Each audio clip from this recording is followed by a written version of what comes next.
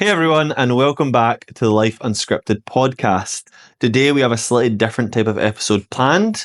So for those that don't know, it was Diabetes Awareness Day, World Diabetes Day last week. Yes. And it's Diabetes Awareness Month, this month being November. Mm-hmm. And we thought we could spend this episode diving into Sarah's story a little bit and her life living as a type 1 diabetic. Mm-hmm. And we'll get her to talk about her story, and we also want to tie it into how the scripts played a part in your life living a type 1 diabetic, and we'll tie in a little bit about health and exercise as well, and how those things affect type 1 diabetes and how you've kind of managed doing those things living as a type 1 diabetic. Mm-hmm.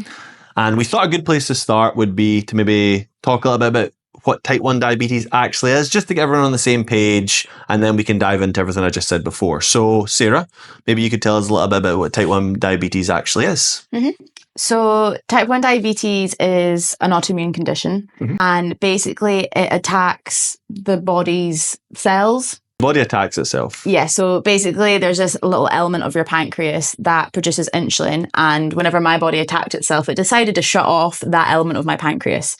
And that part of your pancreas produces a hormone called insulin, which basically allows the sugars that are in your blood to be transported to its cells, and that's how you're able to create energy. Kind of acts like a key. Yes, it's a key, absolutely. And basically, if there's too much sugar in your blood, it can become very dangerous, especially longevity-wise, like your health for whenever you get older, it can become quite detrimental to your health.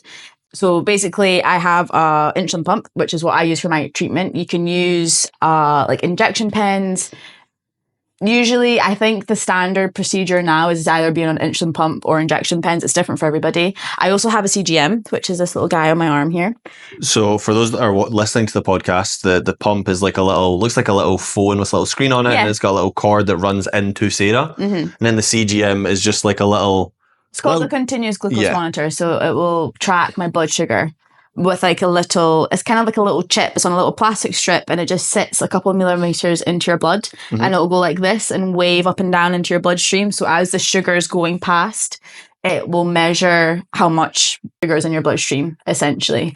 But because my pancreas doesn't work, mine's on the outside. So this is my little robotic pancreas. So you can say I'm RoboCop or whatever. Cyborg. Basically, I have to go manually and give myself a bolus. It's called a bolus of insulin whenever you set your program to how much you need.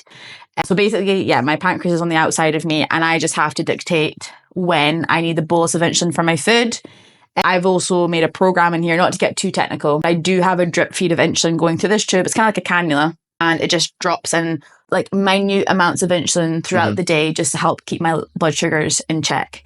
We can get into a bit more detail about how it all works and how day-to-day life affects it. But that's basically the description. So pancreas no work. Yes. You need insulin because your body isn't producing it. Yeah. And basically I can't survive without this. It's trying to say that sugar in your bloodstream is very dangerous. Basically, you can't survive if you have sugar in your blood for a prolonged period of time. But you also have the opposite problem too, that when you don't have enough sugar in your blood, your body can't fix that problem by itself either. Yes. So my glycogen stores in which you would have is the key to help that sugar get transported, and then your body uses it as energy.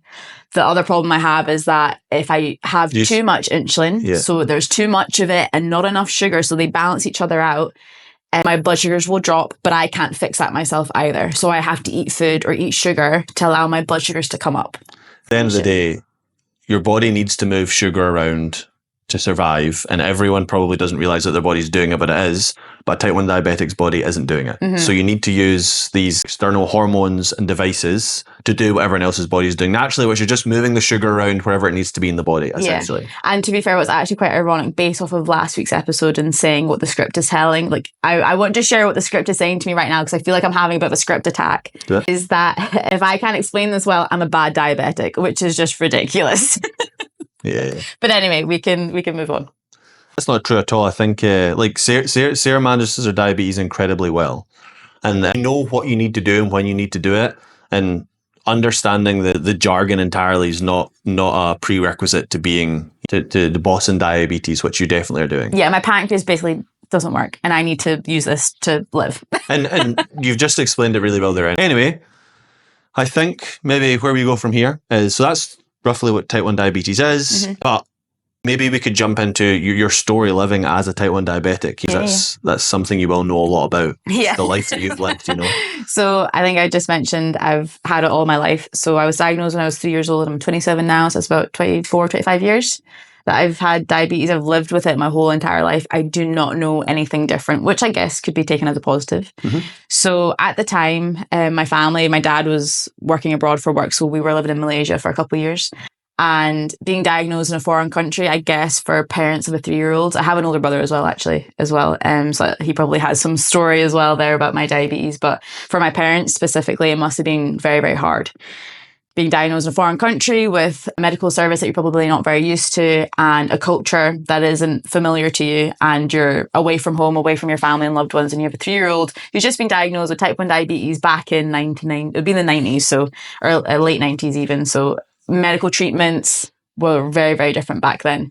I don't remember much from whenever I was diagnosed, which again, is probably a good thing. The only very early memory I have is my dad coming in after work with his laptop and playing Barney for me, and I was in the ward. It's probably the only vaguest memory. And I had a big cast on me with what looked like these tubes coming out of it, like cannulas. Must have been I actually don't know what it was, but it was very, very early memories. You were 3. Yeah, I was 3, so I don't remember much of it. As I said, I've had it for my whole life, so I don't remember getting diagnosed. I just remember having it. I guess as I got a little bit older, a bit more awareness was coming around about, I have a condition and I'm different to a lot of other people. And that's probably when I realized how heavy it was. And you're trying to learn as you go. Whenever you're learning anyway, whenever you're a teenager, you don't know who you are as a person. And as well, you're trying to navigate a whole medical condition that you don't know anybody else to have. So you feel very isolated and very, very alone. Sorry, I can't remember what your question was. Your story living as a diabetic. Okay, that's fine. So I'm not going on tangents. No. Right. So basically very young, don't remember much of it. As I got a little bit older into my teenage years, things were starting to become a bit more real that I had a condition. I was different to other people. But back then I was on injection pens. So in this insulin pump, in the back here, this is where my insulin lives. So it'll pump it through. If you imagine a little person there's cranking my insulin through to get into my bloodstream, into my stomach here. Back in the day, I would have injection pens, so I would have to inject myself. My parents had injected me when I was really young as well. And I also used to have a blood sugar testing kit. So I would have to prick my finger, breakfast, lunch, dinner, snacks in between the day before I went to bed. Any other time I had to check my blood sugar, might have been about 10 to 11 times a day to make sure my blood sugars were on track. Now, my continuous glucose monitor, my little device here, will send my blood sugar results to my pump automatically. It's a Bluetooth system. So back in the day, the treatment was very, very different to what it is now. I'm very lucky to be in a position in which I have this treatment. But just to provide a bit of context, a lot of my struggles came around having to inject myself, test my blood sugars. It was hard. I'll be honest, it was hard, especially for a teenager who was 14, 15, trying to figure things out. And I was very different to a lot of my friends. Well, I was very different. No one else in my year had type 1 diabetes. So I was very alone in the fact that nobody else was doing this. One thing you mentioned a lot is how regimented it was. Yes. In terms of your food and your eating and what you ate and injecting yourself. So even when I was even younger, before I was a teenager, my parents had to mix up different vials. I can't tell you what it was because I was so young. I might have seen them just normal traditional syringes with a little orange lid. That's what my parents had to use. And they would mix up my 2 different vials to make my concoction of insulin that worked best for me. I would have a shot in the morning and a shot in the evening. I think I might have had a shot at lunchtime as well. My parents even came into school to help inject me if I ever needed to.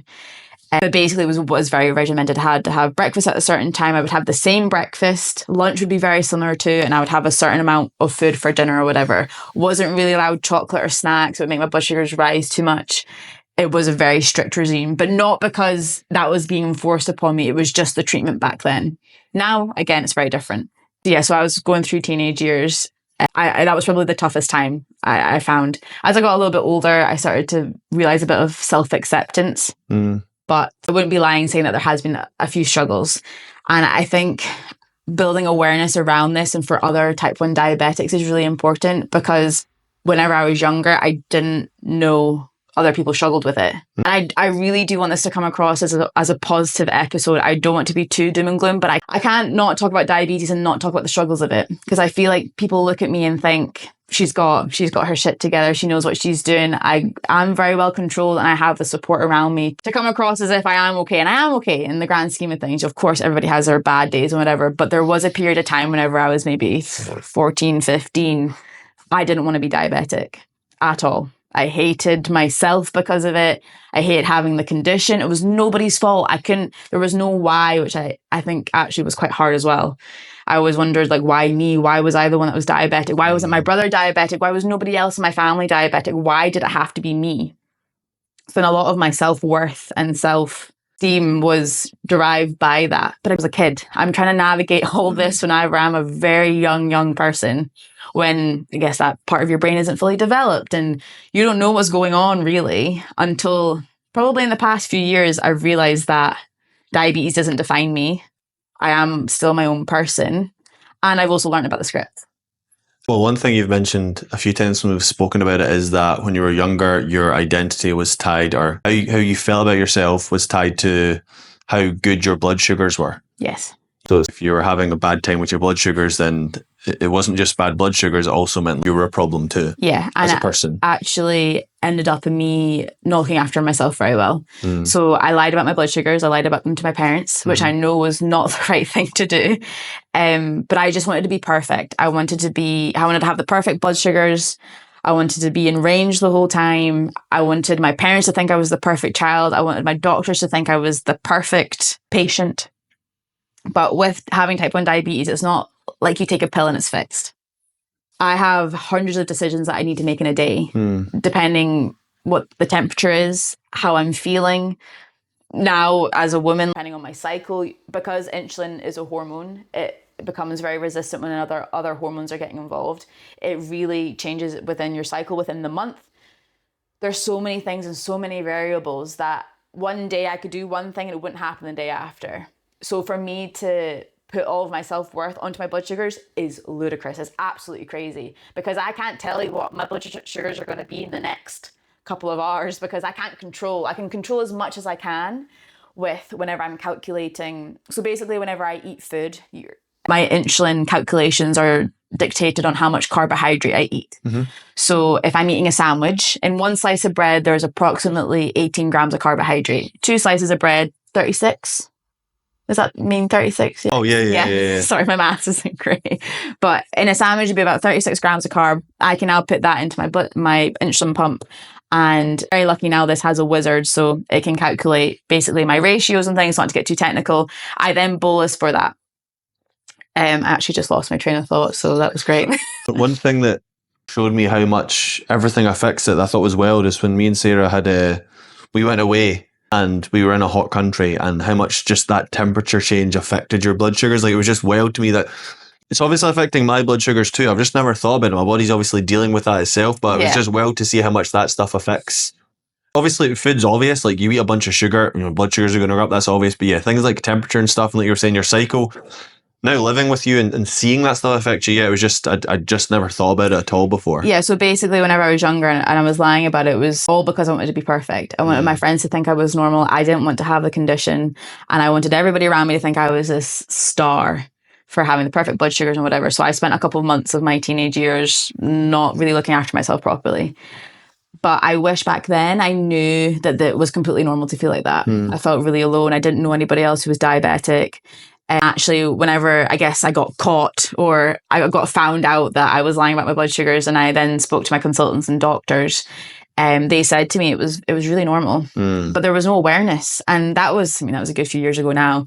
I think the talk about mental health and mental awareness in general was very limited, never mind in relation to a condition. Now there are resources out there to be able to have counselling or even have conversations with your doctors or nurses, your like diabetes team, about this element of it. But honestly, I can't tell you enough. Whenever I was younger, I did not feel okay with having type 1 diabetes. I hated myself. And that's so sad because it didn't cause it. I just want to raise awareness as much as I can, because it can suck. It can really suck. And I don't mean to get emotional whatsoever. Oh. Okay. Oh, God. It's all right. Yeah, it can just be really hard. But if you have the right people if you have the right people around you, then you'll be absolutely fine.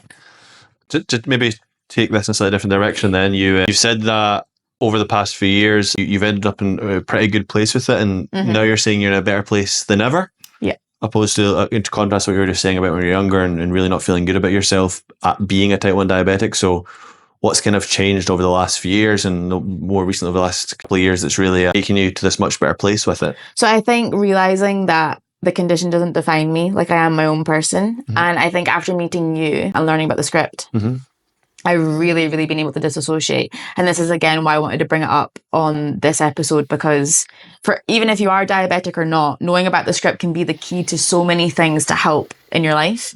And it really, really helped me. Fundamentally, you do need to have a good routine. You need to be exercising. You need to know your stuff. Like, that's why your diabetes team is so essential, to have that awareness and education. But you can also, there's so many like resources out on Instagram, TikTok, where you can find your type 1 diabetic community and doctors and coaches. Even like there's people out there to help you get your blood sugars in range and in check so you can live a long, healthy life. But massive self-realization was that type 1 diabetic doesn't mean that that's all I am. That's all I'm good for. It won't stop me from doing anything. I believe things happen for a reason. And I believe this did happen to me. But I'm organized, I'm determined, I'm disciplined, I am an overachiever, maybe even so. But it's because I was told certain things when I was younger, that you might not be able to do this, you can't do this, you're only allowed to eat this certain thing. And there is some misconceptions about the condition, because type 2 diabetes and type 1 diabetes, there's not a lot of education around it. And I was put in a box because maybe some education was around type 2 more so. It was more so lifestyle induced and diet induced. And so I woke up when I was older and I realized that I'm amazing and I can do all that I can do in my life and inspire other people. But at the end of the day, it doesn't matter if I have a bad day when my blood sugars doesn't make me a rubbish person or a not fun, confident young woman. So reflecting back then on, to talk about the script, reflecting back on your life growing up as a type 1 diabetic and now knowing about the script, what kind of things would it say to you? Even now, what kind of things is the script saying to you around about type 1 diabetes? What's the stuff it's telling you around the condition? What's it saying to you? I think it's still, in some ways, still saying to me that I'm not perfect. That if I have a bad blood sugar because I had ice cream after dinner, or even exercise, to be honest, we haven't really got into that just yet, but exercise can elevate and make my blood sugars come down. Maybe we can speak about that in a different episode. I think this can maybe just be more so about awareness, but the script can still say to me that I'm not perfect and you're doing a rubbish job looking after yourself. I'm sure there's other people's scripts are saying to them, like, you're not being a good mother, or you're being a terrible friend, or this and that. Like, the script still can get me to say, you're not the perfect diabetic, your blood sugars aren't in range, you're going to end up with complications with your older, you need to step up and look after yourself. I'm doing all that I can, to be honest. And the thing is that diabetes never goes away, no matter what I'm doing. So whenever you're busy with life and work, I think we've spoken about this in the past, where you have dials in your life. So you might be focusing on work a bit more, or maybe you're focusing on your family a bit more, depending on what the situation is. No matter if something good, bad, or just normal day-to-day things happen, my diabetes doesn't go anywhere.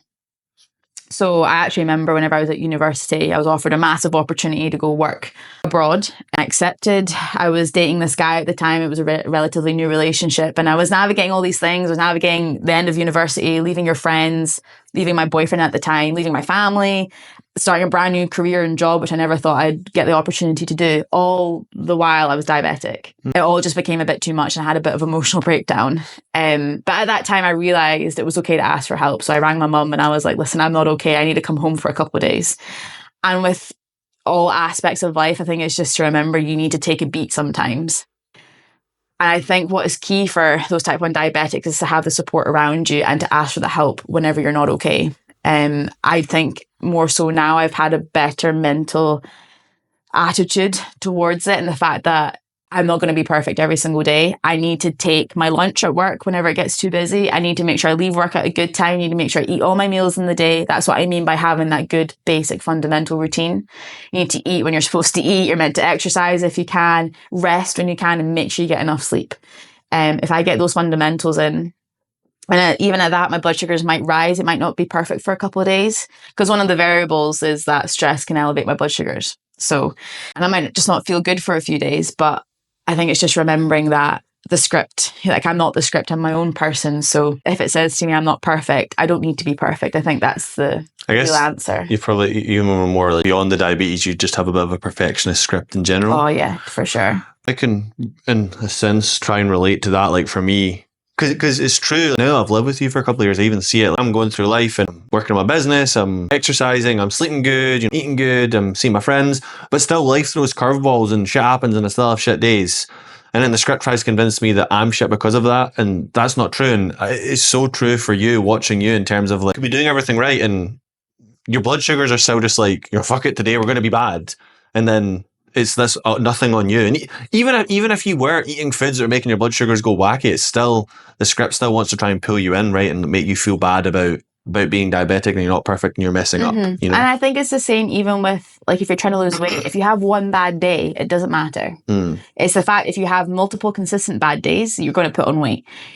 It's this, or if you miss training, if you miss one training session, you'll be grand. If you miss a few in the row in a month or whatever, that's not the best. I think that's the power of a community, though, because I think that's often what goes wrong with people. A small derailment, even if it's a week, it's fine. And for so many people, that week turns into like a month or a year. If you have other people around you, whether it's a friend or a community or a coach, who can be like, it's all good. This happens to everybody. It happens to me. You just get back on and keep going. It's all good. It happens to everyone. And like you've said there, though, sometimes you need a bit of a rest from the things that you're doing. That's the thing with diabetes. You never get a rest. That's what can be so hard about it. Yeah. Totally. But I think if your attitude and your self-identity around your condition, they're not interlinked. I am my own person. Of course, I would love to not have diabetes, but I've also learned to love living with it. I think that was the major shift for me, because I think about whenever I was younger and I wasn't looking after myself, I didn't want to have it, I hated myself, to what I'm doing now. I don't tend to really have much of a breakdown over it anymore. There'll be days if I went to you and I was like, listen, nothing's working, no matter what I do. It feels like my insulin isn't working in my body with my pump or whatever. And I said, there's been times I've said to you, like, I don't want to do this anymore. I don't want to be diabetic. And then you'd turn around, and I actually love you so much for saying this, because I think sometimes you just need to be like, listen, this is how it is. What are you going to do? Just wake up tomorrow and not look after yourself? Like, you just need to it is what it is. You need to step up and look after yourself. It's the same way while you eat what you eat to look after yourself. I have a couple of extra things I need to do. And yes, the days can be hard, and I'm not taking that away. I mean, you just saw me get emotional about it. Like, it still gets me, but I want to show up, and I want to show up for you, and I want to show up for our future family and our existing families, and I want to have a long, healthy life. So why wouldn't I want to look after myself? It's so admirable that you don't really ever have like complain about anything. You just crack on and you just deal with it. That's so impressive, because like, I can just completely turn off, but you don't really have that luxury. No. In spite of that, you're smashing it, you know? Well, you're so kind. And I think that's why the script can still get you. I mean, it can say that you're failing, you're not doing well enough. And I actually think it's better to have a day where you're not feeling 100% mentally, but I just need to speak to people. I need to speak to you about it. I need to like maybe have a self-check-in and be like, listen, something's not quite working. Maybe we need to rejig things. Maybe we need to like have a chat with your consultant, have a chat with your loved ones, because you're going to have days because you can't have a break, but you can lean on other people. I think that's why it's so good to have such a strong community around you. But as well as that, I think raising awareness and knowing, like, my colleagues at work, they know about my condition as well. And I think one of the best things I did was actually tell one of my directors about my condition, because one of the things I would get so nervous going into a meeting. See, like, whenever my blood sugars drop, I can start slurring my words. Your brain cognition, like the speed that you think, slows down. It's like being drunk. One of my fears, massive fears, is being in a meeting and you're trying to be like lady boss professional, and I just start going blah, blah, blah, blah. I actually opened up to my director, which is a really hard thing to do in that kind of situation. You want to show that there's nothing that can break me, but I think being open about it and sharing it with as many people as you can, I think it really adds to you on a level. Like, I'm really appreciative. It's very nice comments that you're saying about me, but I do believe them to be true. Like, I can't switch off. I have to constantly think about this while also working, while also going to parties and socializing, being there for my friends, being there for any family issues or whatever. Like, this is always on for me. Even when I go training, there's elements that I need to think about when doing that. I can't just see if you say in the next 5 minutes, let's go for a run. I can't. I need to check where I'm at. I always plan in advance. There's other technical things that I don't necessarily need to go into. I need to prep for going for a run because that can bring your blood sugar down. It can also raise it up in some scenarios, but it's always, every decision I make, every step I take, it's like a song, I have to think about. And it can be really, really full on, but I can't reiterate enough. Talk to people, have your support around you. And anytime that the script does come in, give yourself a break because it's not you. You already have enough to deal with. Don't be letting that negative voice get in at you and say something else, because ultimately you're trying to survive with this. Like, obviously I want you to live life to the fullest, but when it comes to diabetes, like, I want to live a long, healthy life and I'll do everything I can. So get rid of that negative voice and don't listen to it. Just show up as the real you, because you deserve to. Give yourself a break. Those other diabetics out there, I feel for you. And if anyone is listening and they're like, oh, we've mentioned the script a few times and they're not really sure what it is, we actually covered it in quite a bit of detail in episode 1. So you can go listen to episode 1 to kind of go a deep dive into what the script is. But it's basically just the negative voice inside your head. Yeah. To put it really simply. But if you want a deep dive, we covered it in episode 1. So you can jump back to that one and hear us talk all about it. I think for this episode especially, I would love for any other type 1 diabetics out there to comment, like, how long have you had diabetes for? When were you diagnosed? Have you got a loved one that has diabetes? Share this with somebody else who's got diabetes, because I would honestly love to be able to create a bit of a forum on here and have other fellow buddies. And I think the script is always entangled in any health condition, really. I mean, your mental attitude towards living with something like this on a daily basis, you need to be mentally fit. You need to be able to come in at it each day with a positive, if you can, attitude, or knowing when to ask for help. It's a big one of the script as well. It's always trying to isolate me. I don't know. I feel like, did you feel isolated by it? Definitely. And did you feel isolated by it from a diabetes point of view? Oh yeah, I mean, especially when I was younger. But because I actually logistically didn't know anybody at that time. Which I think is why it's so powerful that you're saying that now, because I think a great way to counteract that is literally just to almost do the opposite of isolation, which is just open up and connect and communicate with others who, whether they have similar stories to you or not. In this case, if they have type 1 diabetes, you've got a really common thread there, and it'll be great for you to connect. But yeah, because I think in general a good idea, I think, to connect and communicate. I love how much you understand, and my family understands to an extent. But one of the things that really got me when I was younger was that no one really got me. Never really. You will never understand to an absolute full extent what I go through, because you don't have it. No. And even with one diabetic to another diabetic, their treatment, how they react to blood sugars, how their blood sugars drop, is all very, very different. But just having a bit of a vent and say, oh, like, no matter what I did today, it didn't work. They'll be like, yes, I get it. Yeah. I can, of course, come to you and lean on you, but part of me always feels a little bit sad. And maybe I still feel a little bit isolated in the fact that I am alone in this. You will always be there for me and you will always support me, but I have to do this. You're not with me every second of the day. You can't do things for me. Like, I have to show up and do it, which again can get a little bit like mentally tiring, but I don't have a choice. I want to live, and I want to live a very happy, strong life. We need to do this. I think actually a question I wanted to ask you was, would you provide any advice, or how has it been living with a type 1 diabetic?